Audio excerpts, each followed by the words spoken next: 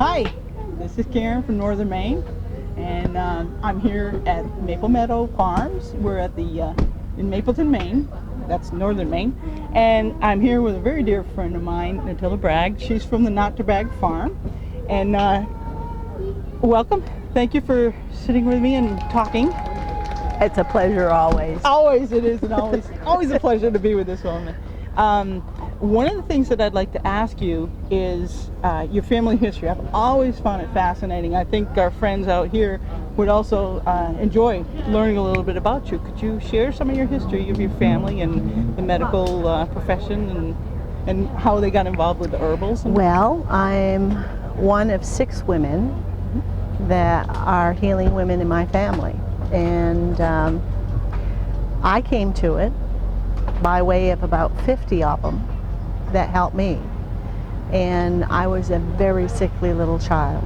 And for the first 9 years of my life, I was either coming down with something or just getting over something. So I had to stay with the elders. Oh no! So you didn't get to play with the other kids. No, but I was very. As long as I was very quiet, I could listen to what the elders were saying.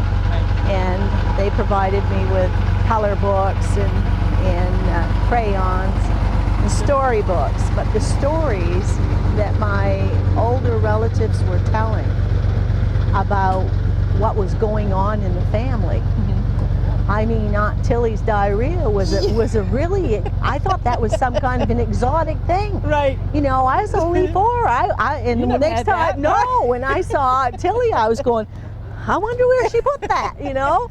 And I started studying people to see if I could see the sorts of things. The maladies. Yeah, the maladies that they had. And of course I went with the older people and stayed with them because it was quiet. And I was supposed to be calm and quiet because I'm one of 8. Oh no. And we were pretty rambunctious. Wow. So you had to keep me quiet. And so if you listened and you didn't say anything, then you would learn all these things. So not only did I learn who my relatives were, but I also learned all these wonderful secrets that nobody else knew. Right. And then after a period of time, I could look at somebody and I could actually see what they were talking about. Wow. And we would go for herb walks, and we'd have a little basket, and we'd pick a few berries, and we'd get a few herbs. So you'd harvest. And we'd harvest, and we'd come back. And of course, we were going along at a slow pace, and the older ladies would be talking. Right. And it was wonderful because I saw the world in a whole different way. Yeah. And I also Different perspective. knew that I knew things that nobody else knew, except for the elder ladies that were supposed to be helping the rest of the family members. Sure. And after a while, it was like being in the catbird seat. Wow, you know what I know? But if you said anything, you were in a lot of trouble. Right. And they wouldn't even let you stay they wouldn't even let you stay in the room. Sure.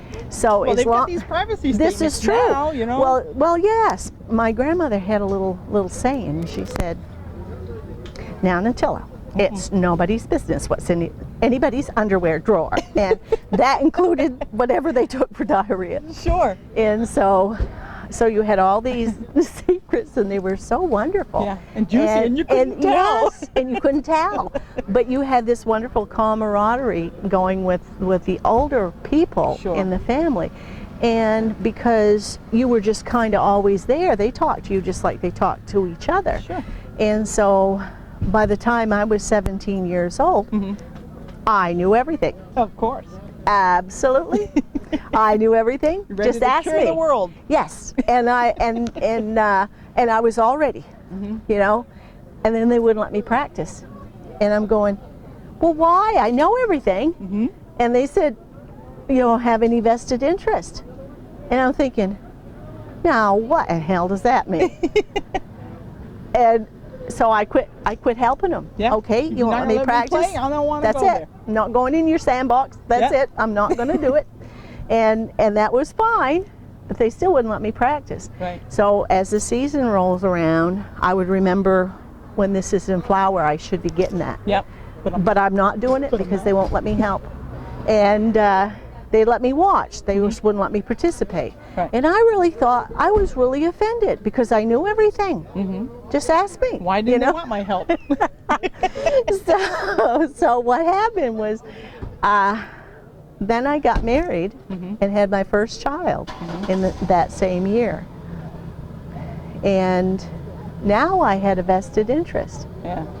Now they wanted me to practice. Yeah. No, I'm pretty sure I don't know enough. Right. Now I'm practicing on my loved Yeah. ones, so I don't think I know enough. Yeah.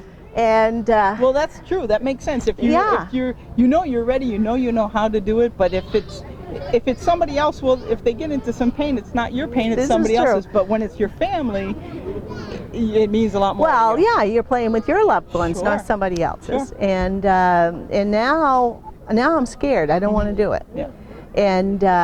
And I remember one time, and I was going to quit after that. I wasn't going to do it anymore, because my husband came down with a croup. Wow.